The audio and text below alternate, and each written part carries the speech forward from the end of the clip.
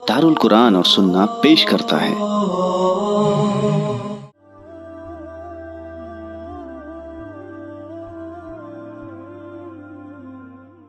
किसी वालिदैन को अपने बड़ी औलाद पे शक है कि ये मेरे वफात के बाद में ये सही तरीके से तकसीम नहीं करेगा, ये सबके हुकूक बराबर से नहीं दे पाएगा, ना भाइयों के देगा ना बहनों के देगा।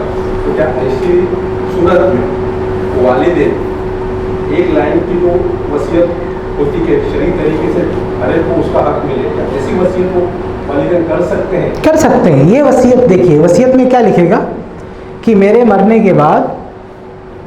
के बाद शरई तरीके पर बांटना। तो ये वसीयत माल की नहीं, विरासत की नहीं है, बल्कि अल्लाह के हुक्म पे अमल करने की है।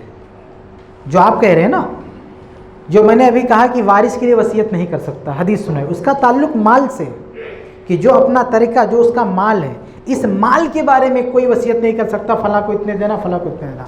लेकिन इस माल को छोड़कर बाकी सारी वसीयत कर सकता है। मतलब कह सकता है कि मेरे मरने के बाद तुम जो है कुरान पढ़ना, मेरे मरने के बाद नमाज की पाबंदी करना, मेरे मरने के बाद तुम ऐसा करना, अपने बच्चों का ध्यान देना, अपनी बहनों का ध्यान, ये सब कर सकता है वसीयत, कोई मसला नहीं। लेकिन माल के बारे में वसीयत नहीं कर सकता, समझ रहे? तो अगर ऐसी कोई वसीयत बनवा रहा है, लिखवा रहा है कि मेरे मरने के बाद जो इस्लाम का ज़ाब्ता है, इस्लाम का जो विरासत का कानून है, उसके मुताबिक बांटना, तो ये बहुत अच्छा ऑप्शन है। अगर किसी को डर है कि बेटा ऐसा गलती करेगा तो बाप को करना ही चाहिए। और हमारे यहाँ पर्सनल लॉ चलता है अभी तक, यहाँ इंडियन कोर्ट में भी। तो अगर ऐसा किसी बाप ने बता दिया है तो जो जज है, इंडिया कोर्ट का भी जज रहेगा, वो भी उसी के मुताबिक फैसला करेगा। इसलिए ऐसा किसी को खतरा है तो बनवा लेना चाहिए जी।